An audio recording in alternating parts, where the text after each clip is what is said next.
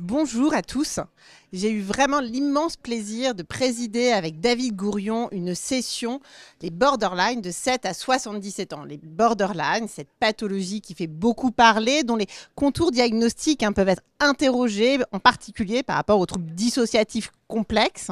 Mais en tout cas, nous avons eu un éclairage de différents spécialistes avec Mario Speranza sur les prémices, Déborah Ducasse sur le positionnement et les structures innovantes de soins, Johanna Smith sur les apports psychothérapeutiques, et nous avons la chance d'avoir Nader Perrou avec nous, grand spécialiste du trouble de la personnalité borderline et des aspects pharmacologiques. Nader, existe-t-il un traitement pharmaco du trouble borderline?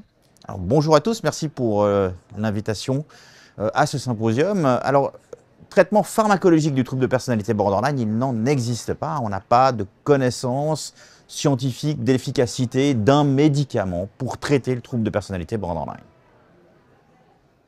D'accord, mais tu vas être d'accord avec moi, la majorité de nos patients qui souffrent d'un trouble borderline ou supposés être un trouble borderline ont énormément de psychotropes. Existe-t-il des recommandations ou qu'en penses-tu? Alors, il y a deux points dans ta question, hein. Donc la première, c'est la plupart des patients borderline reçoivent en effet de nombreux traitements médicamenteux et de nombreux psychotropes. Alors pas que les psychotropes, il y a aussi des antidouleurs ou autres médicaments de médecine somatique.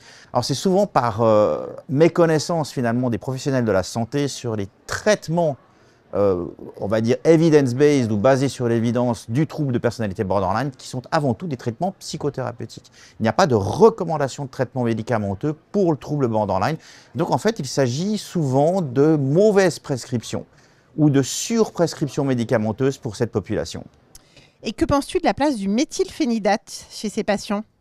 Alors, le méthylphénidate, traitement psychostimulant destiné aux patients souffrant de TDAH, donc trouble déficit d'attention avec ou sans hyperactivité, peut être donné, mais uniquement si, évidemment, il y a une comorbidité de TDAH en présence du trouble de personnalité borderline. Alors, il en va de même pour les antidépresseurs, s'il y a une comorbidité de dépression, d'un stabilisateur de l'humeur, s'il y a une comorbidité d'un trouble bipolaire. Donc, le message à retenir, ce serait? Le message à retenir, c'est: retenez-vous de prescrire des médicaments en présence d'un trouble de personnalité borderline et n'utilisez les médicaments essentiellement que pour traiter les comorbidités psychiatriques. Merci Nader. Avec plaisir. Merci à toi.